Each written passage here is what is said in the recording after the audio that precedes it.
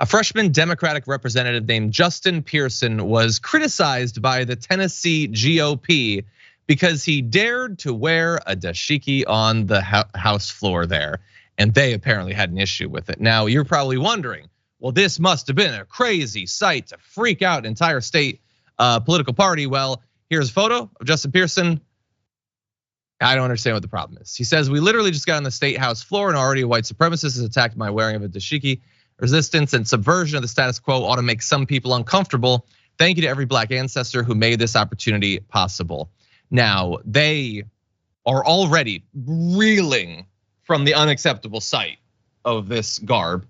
And now they're being attacked for it, the Republicans. And so here's their response. Referencing the bipartisan and unanimously approved rules for House decorum and dress attire is far from a racist attack.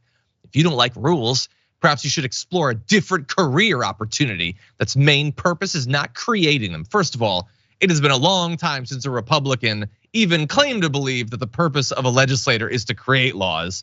They believe the purpose of them is to stop anything from happening.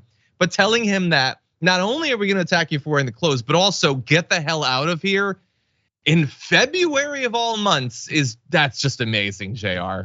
It's the way these things you could expect, actually. By the way, we talked a little bit earlier about Nikki Haley, and she was talking about the traditions of the Confederate flag and how it's just the traditions of the history, and people want to celebrate their traditions of enslaving folks, murdering, maiming, separating them from families, and using them for labor so that you can advance your life and economic systems for your entire family in certain parts of the country.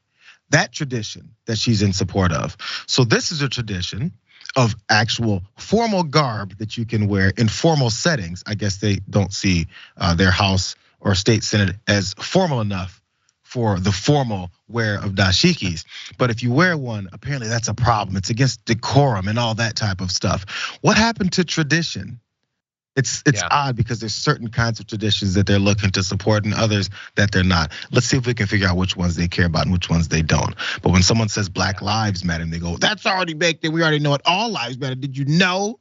No, you don't know. Matter of fact, I think you already do know, and that's the whole plan here. It goes back to the same thing. It's supremacy. It is supremacy. It is how dare you? You will wear a jacket and a shirt and a tie because those are not just, a different form of cloth. They're divinely inspired for some reason. There's something inherently superior about what we just happen to wear and call it formal. It's all cloth. It's all the same thing. It doesn't really matter. You can put it in a bunch of different forms, but we're gonna pretend that there's some sort of moral superiority to this. And we're gonna attack you for this, knowing that it's gonna make us look racist and not care, even in February. And that would all be bad enough, but you know what makes it even worse? They're wrong. Action 5 News looked into it. There is no formal written rule about what clothes you're actually allowed to wear. So it's pointless on top of everything else.